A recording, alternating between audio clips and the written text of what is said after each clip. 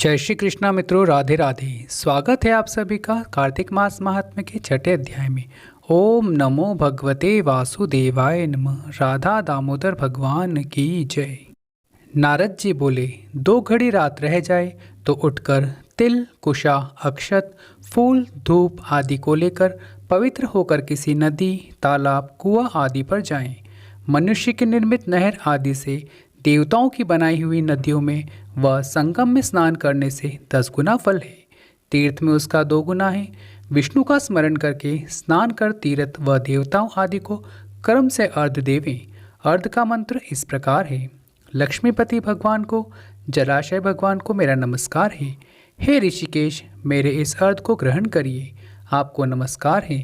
बैकुंठ में, प्रयाग में अथवा बद्रिका आश्रम में, जहाँ मुनि, वेद और यज्ञादिक सहित जहाँ तीनों प्रकार से भगवान विष्णु ने पद स्थापित किए हैं, वहाँ सब देवता हमारी रक्षा करें।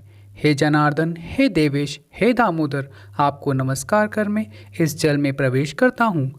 आपके अनुग्रह से मेरे सब पाप दूर होएं।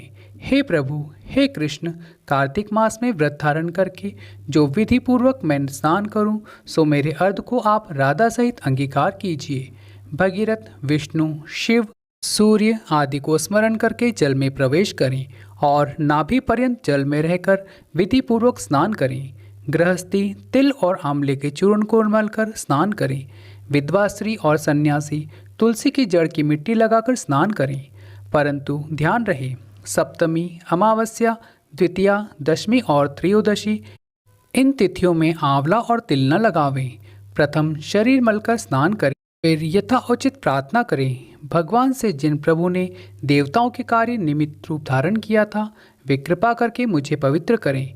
विष्णु की आज्ञा से इंद्र सहित सब देवता कार्तिक के व्रत करने वालों की रक्षा करें।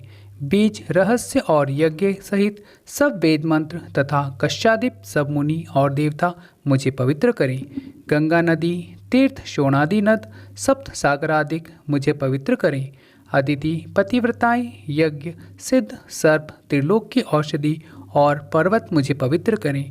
व्रती मनुष्य इस प्रकार स्नान करके हाथ में पवित्रा धारण कर देव, ऋषि और पितरों को तर्पण करें। कार्तिक के महीने में तर्पण में जितने तिल होते हैं, उतने ही वर्ष पितृ स्वर्ग में वास करते हैं। उसके बाद जल से निकलकर पवित्र वस्तुओं का हरि भगवान को अर्चन करें।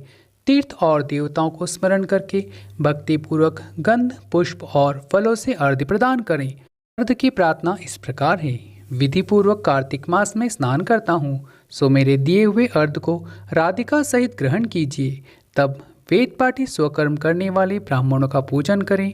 ब्राह्मणों के दक्षिण चरण में तीर्थ, मुख में वेद और संपूर्ण अंगों में देवता रहते हैं, अतः उनकी पूजा करने से भगवान की पूजा होती है। पृथ्वी पर ब्राह्मण विष्णु के रूप हैं, इसलिए अपने कल्याण चाहने वाले कदापि इनका अपमान और विरोध न करें। फिर हरि की प्यारी तुलसा जी की पूजा कर कर परिक्रमा दें, नमस्कार करें और कहें कि देवताओं में प्रथम तुम्हें पैदा किया, मुनियों ने तुम्हें पूजा है, सो तुम मेरे कष्टों को हरण करो। भक्ति पूर्वक पूर्वोत्तर विधियों को करने वाला नारायण का सालोकत्य को प्राप्त होता है। रोग और पातकों का नाश होता है। उत्तम बुद्धि वाले विष्णु भगवान के प्यारे कार्तिक के व्रतों के सिवाय और दूसरा व्रत उत्तम नहीं है। इति श्री छठा अध्याय संपूर्ण। ओम नमो भगवते वासुदेवाय नमः। राधा दामोदर भगवान की जय। तुलसी माता की कथा। जय हो माँ तुलसी माता की।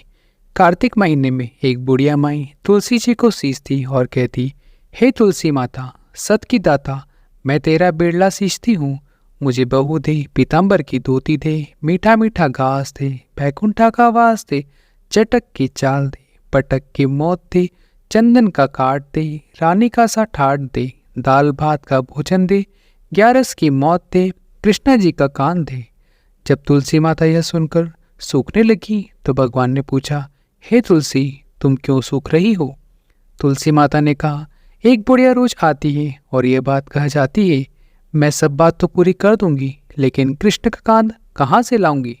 तब भगवान बोले, जब वो मरेगी तो मैं उसे अपना कान दे आऊँगा, तो बुढ़िया माई से कह देना। कुछ समय बाद बुढ़िया माई मर गई।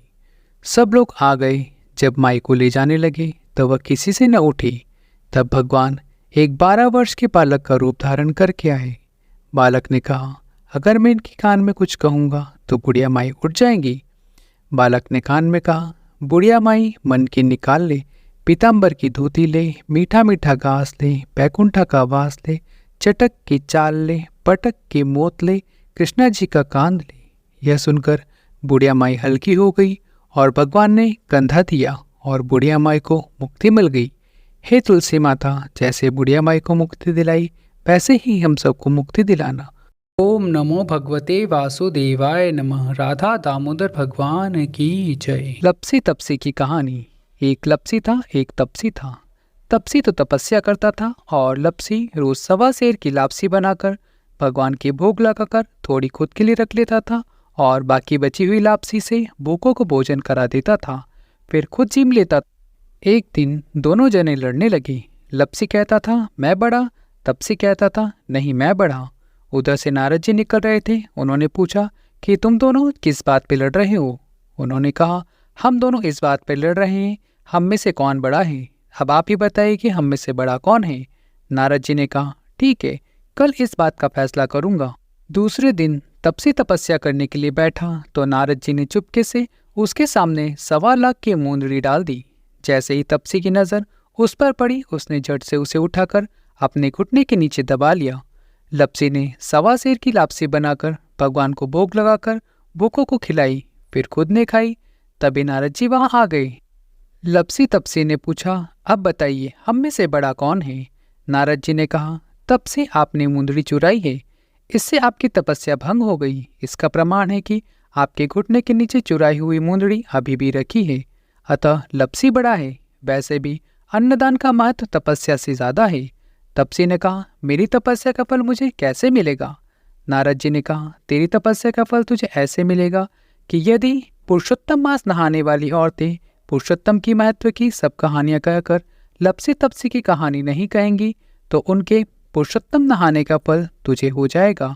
कांचली देकर कसना नहीं देंगी, कोई धोती देकर गमछा नहीं देगी, सीधा देकर या ब्राह्मण जिमाकर दक्षिणा नहीं देंगी, सीधे हाथ की तरफ नाड़ा बांधेंगी, मकान बनवाकर तली नहीं बनवाएंगी, रोटी बनाकर बाटियां नहीं बनाएंगी, दिया जलाकर हाथ नहीं जोड़ेंगी, दिए से दिया जलाएंगी तो इन सब के दिए हुए दान का धर्म तुझे हो जाएगा। इतना कहकर नारद जी चले गए। ओम नमो नारायण। हम स्नान करते हैं, किसी भी स्नान के बाद लपसी तपसी की कथा अवश्य सुननी चाहिए।